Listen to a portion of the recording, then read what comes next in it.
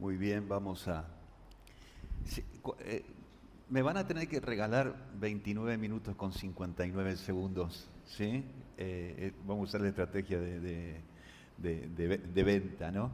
Quiero compartir con ustedes algo que Dios ha puesto en mi corazón estuvimos de vacaciones, no estuvimos de vacaciones todos los domingos que faltamos, estuvimos de algunos domingos que faltábamos, estábamos ahí, casi aislados, ¿no? Porque la pastora eh, tenía síntomas y dio tres negativos. Así que o es una negativa o eh,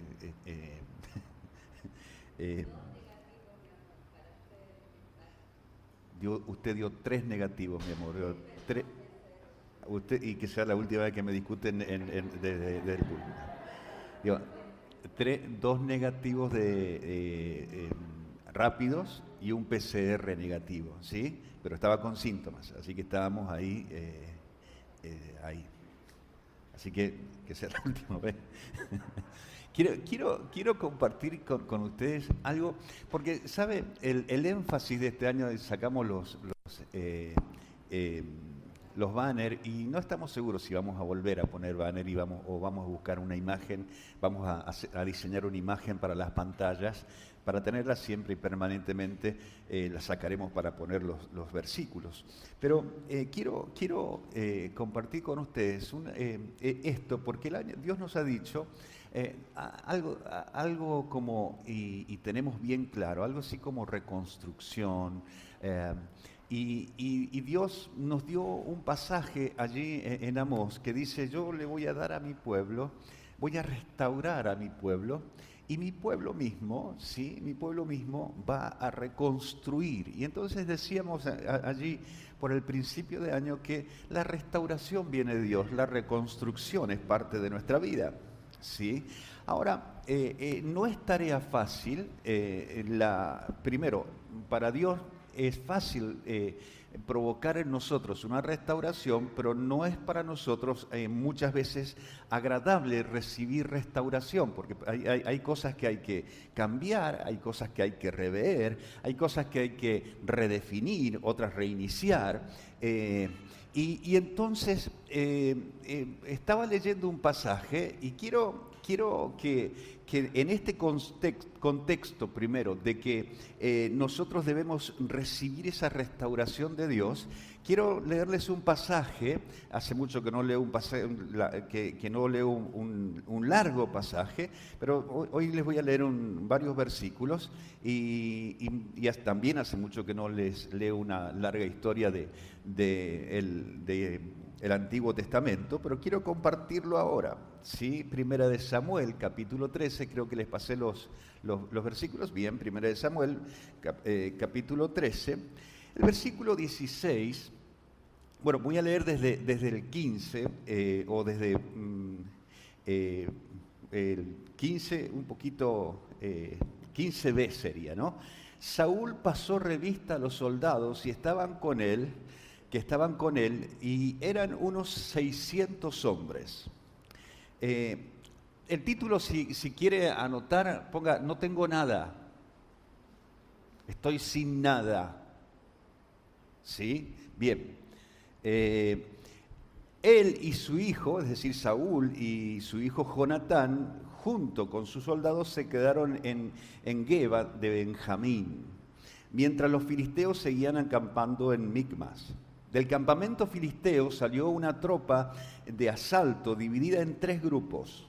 Uno de ellos avanzó por el camino de Ofra hacia el territorio de Sual, otro por Bet-Jorom, y el tercero por la frontera del valle de Sebollín. Sí, interesante. En dirección al desierto. En todo el territorio de Israel no había un solo herrero. Escuche bien, en todo el territorio de Israel no había un solo herrero, pues los filisteos no permitían que los hebreos forjaran espadas y lanzas, ¿sí? Por tanto, todo Israel dependía de los filisteos para que afilaran los arados, los asadores, hachas y hoces. Por un arado o un asadón cobraban, los estaban estafando, 8 gramos de plata, y por 4 gramos, y 4 gramos, perdón, por una horqueta o un hacha, o por arreglar las aguijadas. Así que ninguno, diga ninguno, son obedientes, de los soldados israelitas tenía espada o lanza, excepto Saúl y Jonatán. Yo, no quiero entrar en la historia de Israel, pero cuando Dios les da la tierra prometida, Dios te da lo que promete, muchas veces no te saca las dificultades dentro de la promesa, ¿sí? Estaba pensando en las chicas, oramos por sanidad. Unos días antes declaramos sanidad de Enrique y Dios se lo llevó. ¿Eso nos tiene que hacer a nosotros no orar más por sanidad? No, claro que no. Es decir, es más, es difícil muchas veces cuando le hemos pedido a Dios y tenemos expectativas y Dios decide otra cosa, porque en definitiva Dios tiene la última palabra, ¿sí? ¿Perdón? Y se fue sano. Bendito sea el Señor. ¿Sí? Estaba pensando en esto. ¿Se acuerdan cuando Pedro y Jacobo son apresados? ¿Qué le pasó a Jacobo? Le cortaron la cabeza. ¿La iglesia, usted piensa que estaba orando solo por Pedro? No, estaba orando por los dos. Y a Pedro y a Jacobo le cortan la cabeza. ¿Y qué hace la iglesia? Sigue orando sin cesar por la vida de Pedro. Y Dios responde. Entonces, aún cuando las expectativas no son cubiertas, o por ahí lo que esperamos porque no es nuestro corazón y un montón de cosas, Dios nos da el consuelo, Dios nos da la fortaleza para seguir adelante y seguir creyendo que tenemos un Dios que sana a los enfermos. ¿Sí? Bueno, pero quería decir esto porque el Señor me habló a través del pasaje allí cuando Pedro estaba en la cárcel, ¿no? Dice, así que ninguno de los soldados israelitas tenía espada. Solamente la historia, vuelvo a la historia, está la conquista, y es verdad que Josué conquista, Caleb conquista, pero los filisteos estuvieron siempre cerca. Es más, los filisteos probablemente fueron los que invadieron Egipto. Eran malos, eran gente de guerra, eran muy grandes los que invadieron Egipto y establecieron el faraón que desconoció, que dice la Biblia, desconoció a José. ¿Sí? Bueno, eso es parte de otra historia, pero lo que estoy tratando de decir aquí, que los filisteos tenían cierta influencia o cierto poder sobre el pueblo de Israel, que gozaba, entre comillas, de libertad, pero lo tenían ahí. Esto es, ustedes no pueden aprender el oficio de herrero, nosotros solamente, y ellos lo controlaban. De hecho, esto hizo que el pueblo de Israel tuviese una falta de armamento para pelear, ¿sí? Dice que tenía 600 soldados, ¿y cuántas espadas había? 2, para el rey y para el sucesor, entre comillas, porque después no fue el sucesor, para Jonatán, ¿sí? Porque Dios ya había elegido a David. Muchas veces nosotros,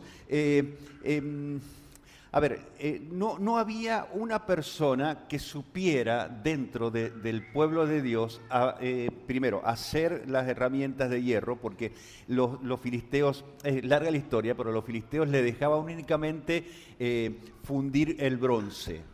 ¿Sí? Solamente el bronce, el hierro y todo eso se los proveía los filisteos y los afilaban los filisteos. ¿Sí? Esto como para...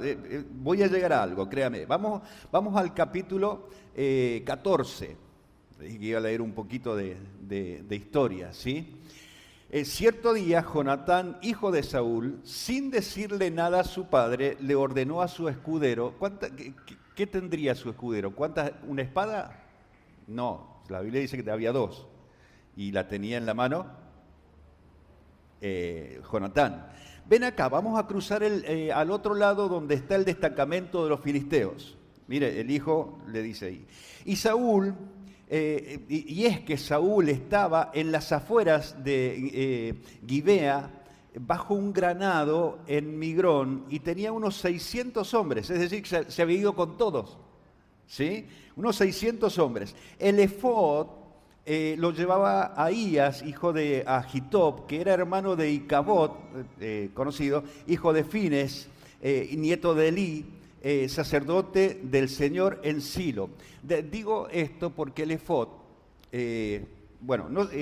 estaba en las afueras de Gibea bajo un granado, ¿sí? Bajo un granado. Historia de Israel. Yo me da vergüenza porque aquí hay alguien del pueblo de Israel. Pero historia de Israel. El granado es símbolo del cumplimiento de la promesa. Usted puede leer en Números capítulo 13, cuando los espías vienen, ¿sí? ¿Qué traen? Un racimo de uva, higos y granadas. Cuando un judío en el antiguo, según Flavio Josefo, en el antiguo Israel, quería acordarse de las promesas de Dios, buscaba algo simbólico, y él se sentó debajo de un granado, ¿sí?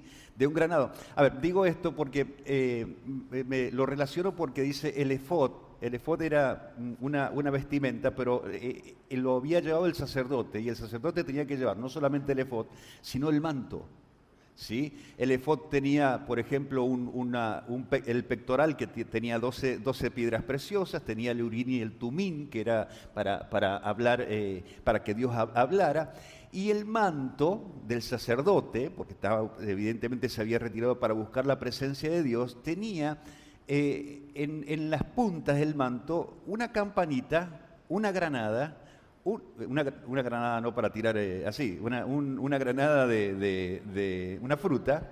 ¿A cuánto les gusta la granada?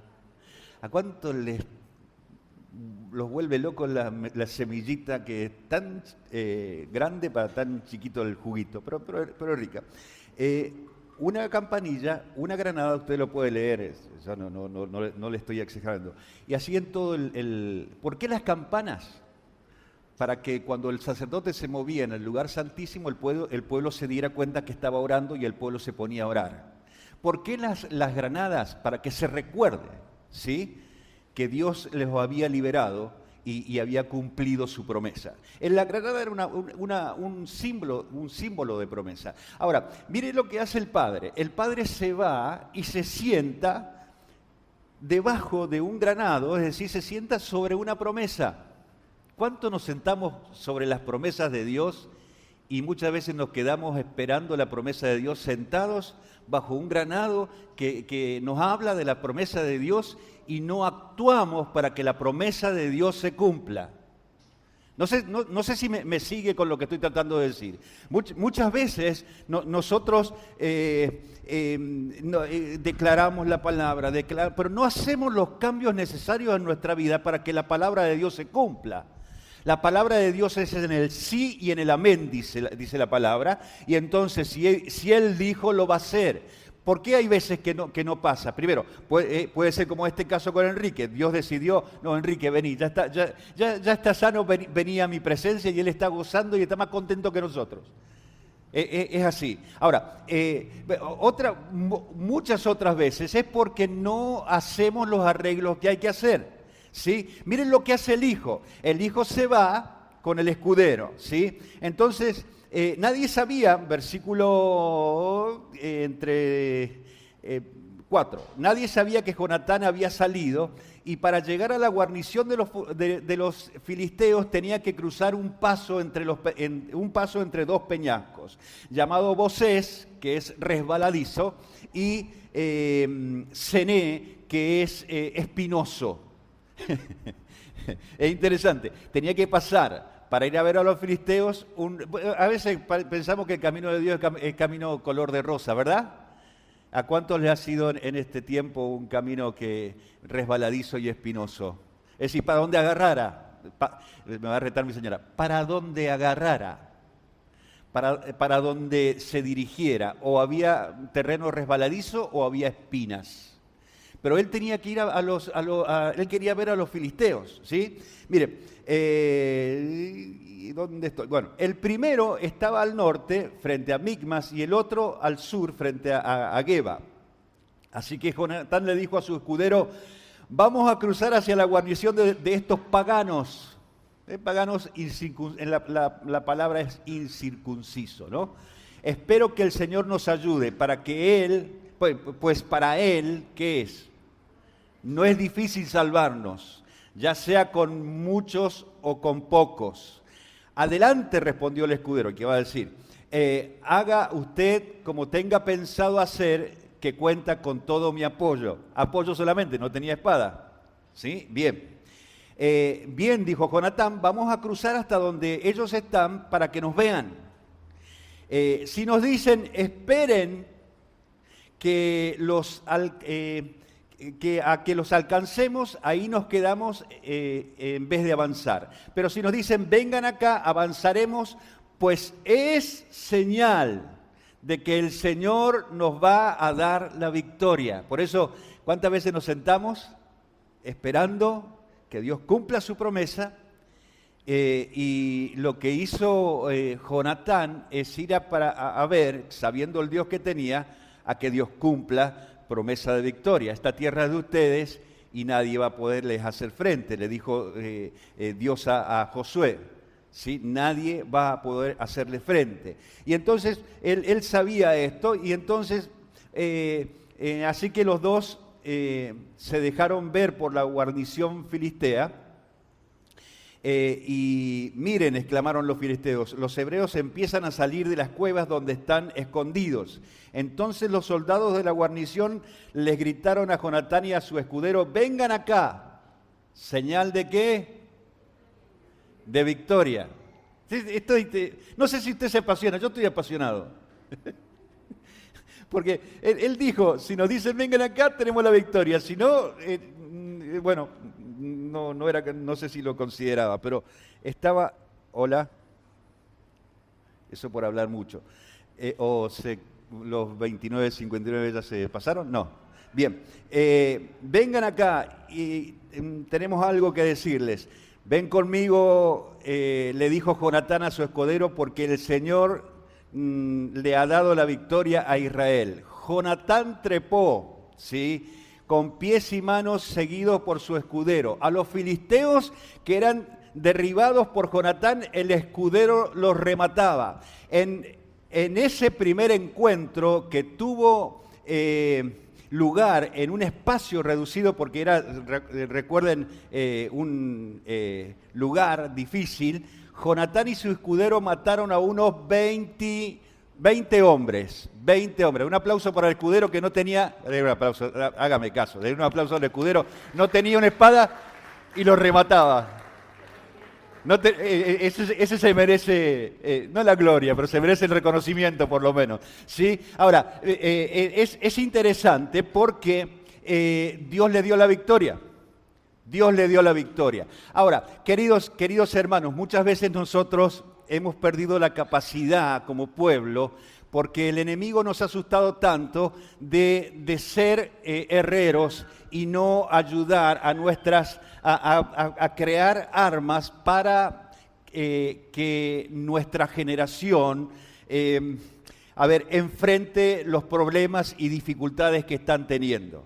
Los filisteos va a haber siempre. Filisteos no solamente era Goliat, que va a aparecer 3 capítulos después, ¿sí? Filisteo era Dalila. ¿Vino Dalila hoy? No vino. Tenemos una Dalila, pero no es esa. Filistea era Dalila también, ¿sí? Ahora, cuando nosotros pensamos eso, vemos que el pueblo de alguna manera, porque no estaban totalmente dominados, estaban amedrentados por los filisteos y habían hecho que los filisteos influyeran sobre ellos para que ningún herrero, ningún hebreo aprendiera el oficio de herrero. Querido, yo quiero aplicarlo a nuestra época, a nuestras vidas, a nuestra familia, a nuestra iglesia. Muchas veces nosotros nos dejamos intimidar o por la pandemia, o porque esto es así, o porque el presidente en vez de coso está pateando, ya sabe, y estamos así, que no preparamos a nosotros, o no nos preparamos nosotros, lo que están a nuestro lado y a nuestra descendencia, a afilar las armas que Dios nos ha dado. ¿Sí? Isaías dice, ningún arma forjada contra ustedes, ¿sí?, va a prevalecer. Este es el cumplimiento de la promesa. ¿Cuántas espadas? 2. Los filisteos eran muchos, con espadas y lanzas. Ahora, ningún arma forjada. ¿Sí? El apóstol Pablo en segunda de Corintios capítulo 10 dice que las armas de nuestra milicia, las armas de nuestro ejército no son carnales, ¿sí?, son espirituales. Bueno, ahí creo que pusieron armas que luchamos no son del mundo, sino los que tienen poder divino para derribar fortalezas. Ahora, es bueno que nosotros aprendamos esto, es bueno que nosotros aprendamos que nuestros hijos, miren, en nuestra familia tuvimos una situación que se generó a través de una especie de deuda que vino, que no sabíamos que estaba y había que generar el recurso o no generar el recurso. Yo siempre digo que mi hija Belén tiene el don de la fe. Ella empezó a declarar, Dios nos va a proveer, Dios nos va a proveer, duramos tranquilos, Dios nos va a proveer, y el recurso apareció y la deuda está cubierta. ¿Por qué? Porque en nuestra familia hemos aprendido el oficio de herreros, ¿sí? De empezar a afilar armas. ¿Para qué? Para que cuando venga la dificultad, no solamente vayamos, porque no estoy criticándolo a Saúl, Dios lo rechazó después, ahí no lo rechazó, pero él se sentó bajo la promesa de Dios. Esa tierra es nuestra y yo me voy a sentar a esperar. Y se llevó a los 600. ¿Y qué hizo Jonatán? Jonatán lo hizo simple. Vamos, si nos dicen vengan, Dios nos dio la victoria. Si no nos dicen vengan, más vale que salgamos corriendo porque no nos ha dado la victoria. Le dijeron vengan y mataron a 20 de los filisteos. Ahora, ¿qué quiero decir con todo esto? Que hay armas que nosotros tenemos. A ver, volviendo, y ayúdame, Lu, volviendo a lo de la restauración, hay cosas que nosotros tenemos que hacer. Hay camino que nosotros debemos transitar. El camino que muchas veces transitamos, ¿vieron el dicho este, no está en Guatemala o Guatepeor? No sé si está en Guatemala o Guatepeor. Es así. Muchas veces el camino, de hecho, Jonatán fue por un camino. Si elegía uno era resbaladizo, si elegía el otro era espinoso. Pero él dijo, yo voy porque Dios nos va a dar la victoria. Él dijo, yo sé que en el Dios en el cual he confiado. Ahora, yo sé que con el diario del lunes, esto ya es una historia, ya pasa. Uno hizo algo que hacemos muchos de nosotros, recitamos las promesas de Dios. ¿Sí? Otra vez, no es una crítica a Saúl, recitaba y estaba bien, se acercó a un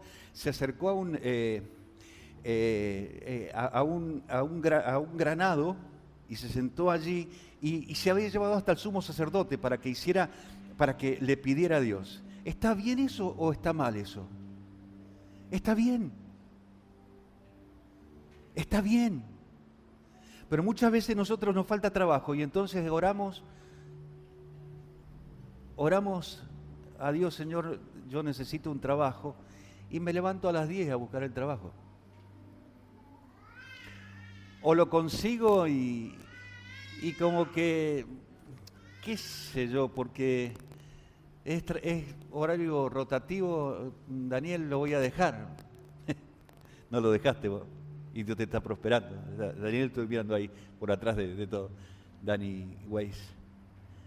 Pero muchas veces nosotros le pedimos a Dios y hacemos lo que el inconsciente colectivo de muchos hacen, ¿sí? Y yo no quiero volver a repetirlo, no sé si se puede hacer un podcast, ¿dónde está Tiago?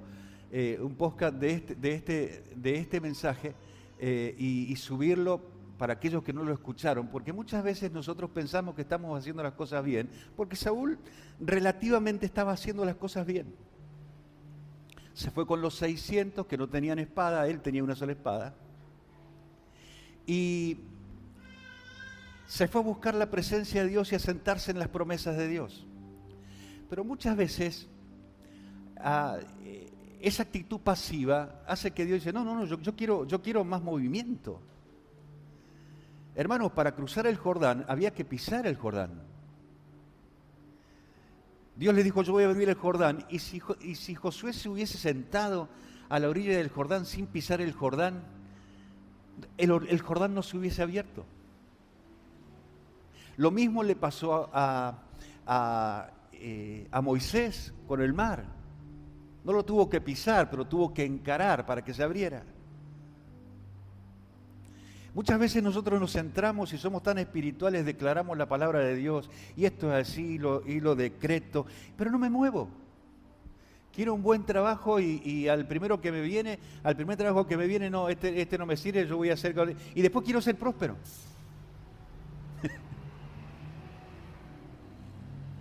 Y después quiero ser próspero. No, lo que te venga a la mano, dice el apóstol, eso tenés que hacer. ¡Wow! ¡Wow! Responsabilidad cuando Dios nos está haciendo algo. Quiero leerles, porque aquí se trata del final feliz, ¿verdad? Versículo 20, buscame, no te lo di, pero versículo 20 de 1 Samuel 14. Cuando vio lo que estaba pasando, Saúl reunió a su ejército y todos juntos se lanzaron a la batalla. ¿Con cuántas espadas? Con una. Era tal la confusión entre los filisteos que se mataban unos a otros. Vuelvo a repetir, Isaías 54:17 creo que es: ninguna arma forjada contra ustedes va a prevalecer. Ellos tenían las espadas, nosotros tenemos la promesa.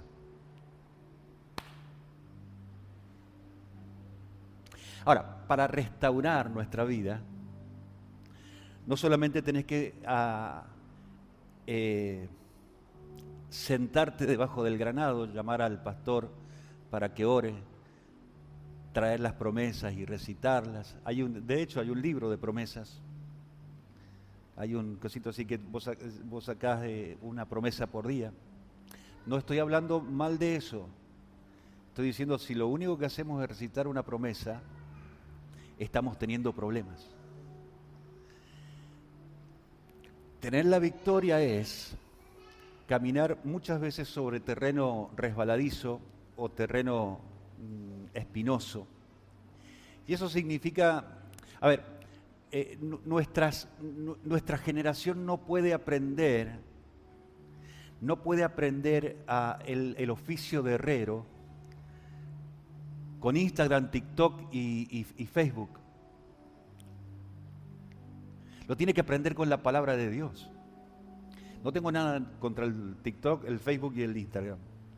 El otro día cambié la foto tengo una foto preciosa de mi señora con una cascada ahí, entonces la cambié en mi perfil, pero como está relacionado al perfil de la iglesia, le cambió al perfil de la iglesia la foto y al Instagram de la iglesia también le puso la foto mía y de Graciela, y después alguien dijo, sáquenle el Instagram de la iglesia al pastor, ¿o no?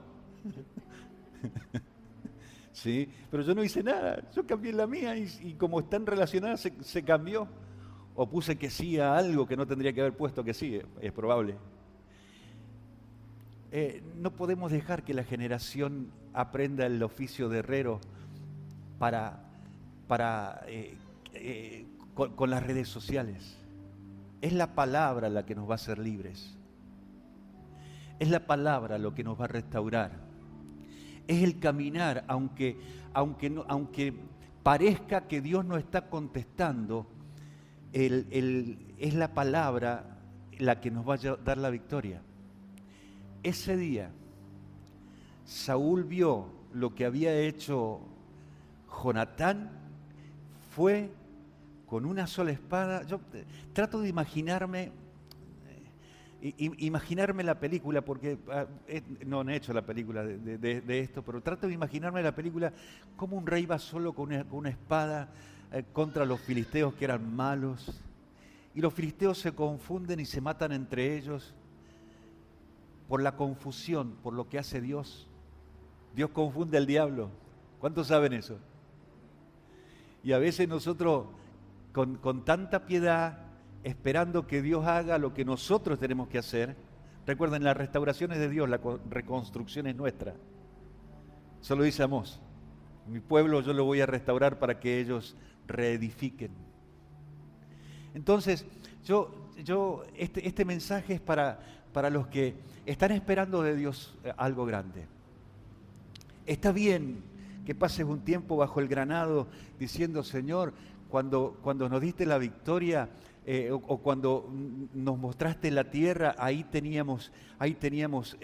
vimos las granadas, y entonces al ver la granada, esto es que Dios cumple. Pero el otro lo hizo más fácil. Vamos, si nos llaman, nos dio la victoria, si no nos llaman, a ver si corramos lo más rápido que podamos. ¿Y qué fue?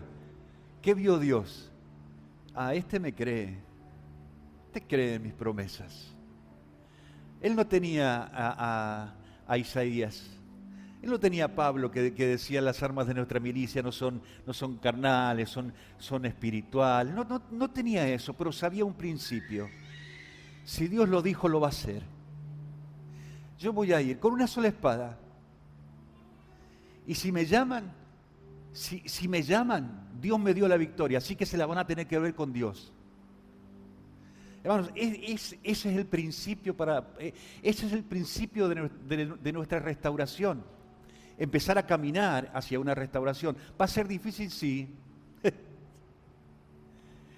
No soy profeta, pero yo les profetizo que no va a ser fácil una restauración para nuestras vidas. Porque Dios tiene que cortar. Quizás tengas que terminar con esa aplicación que tenés en el celular, o con esas páginas que estás visitando.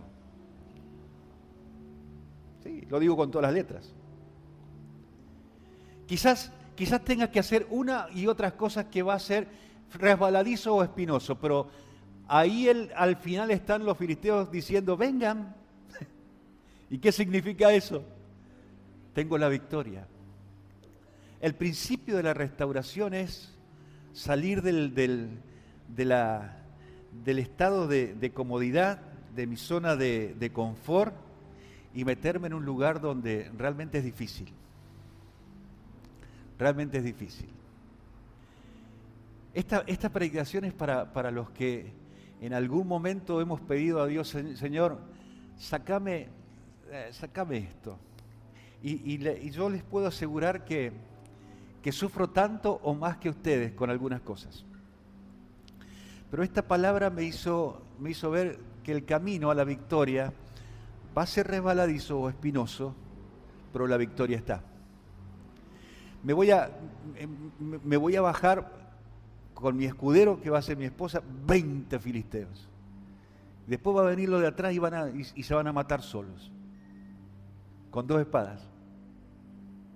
Señor, no tengo nada, pero tengo tu promesa. No tengo muchas cosas. Y es más, parece que cada vez se pone peor. No sé si a veces le ha pasado a usted. Cada vez se pone peor. Pero tengo la promesa. Yo estaré contigo. Donde quiera que vayas. Donde quiera que vayas. Voy a orar por aquellos que dicen, Señor,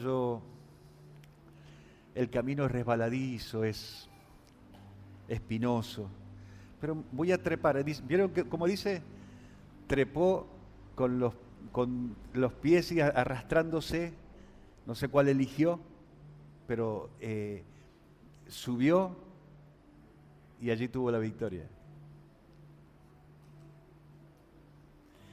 Quizá viniste hoy confiando en la promesa de Dios y hoy te dije no solamente la promesa, sino que hay que ponerse y caminar en la promesa. ¿Cuántos callos en los dedos de Denise hay? ¿Cuántas horas de trabajo de por día? Haceme la señal. 7 horas por día. Si ella se hubiese parado en la promesa o sentado en la promesa diciendo, Dios me dijo que voy a ser una bailarina exitosa. He visto que ella viene a veces con dificultades para caminar porque le duelen los pies tanto, ¿o no?